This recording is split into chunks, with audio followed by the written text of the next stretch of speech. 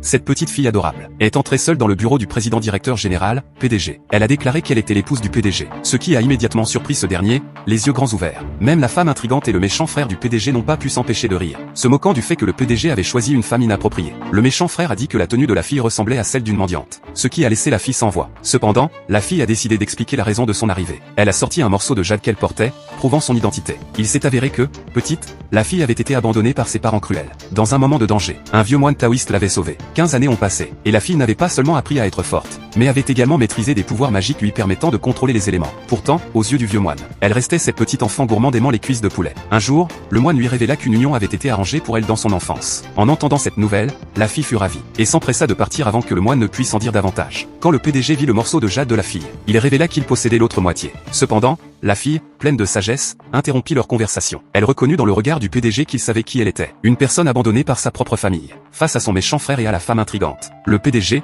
plein de dégoût, déchira le contrat qu'il tenait dans ses mains, et annonça qu'il allait épouser cette fille. Il déclara également qu'il ne remettrait jamais sa fortune à son frère malveillant. Malgré les hurlements de son frère et les paroles venimeuses de la femme intrigante, le PDG ordonna à son assistant de les chasser du bureau. Ensuite, il demanda à la fille combien d'argent elle voulait, mais elle répondit qu'elle ne voulait rien, seulement l'épouser. Le PDG révéla alors qu'il ne lui restait que peu de temps à vivre. La fille esquissa un léger sourire, disant que cela n'avait aucune importance. Avant que l'assistant ou le PDG ne puisse poser d'autres questions, la fille commença à utiliser sa magie. La force obscure enfermée dans le corps du PDG tenta de résister, mais en un instant, la fille la vainquit, sauvant ainsi le PDG. Alors que l'assistant était encore sous le choc, le PDG, auparavant cloué à un fauteuil roulant, se leva soudain et marcha comme une personne normale. Fidèle à sa promesse, le PDG épousa immédiatement la fille. Elle transmit la nouvelle au vieux moine, qui lui rappela qu'elle devait maintenant faire en sorte que le PDG tombe amoureux d'elle. La fille décida alors de danser pour lui, bien qu'elle ait confiance en elle. Le PDG ne put s'empêcher de couvrir ses yeux. Pendant ce temps, la femme intrigante et le méchant frère du PDG complotaient toujours, pour s'emparer de la fortune. Mais ils ignoraient que la fille possédait un talent qui les ferait regretter leur plan.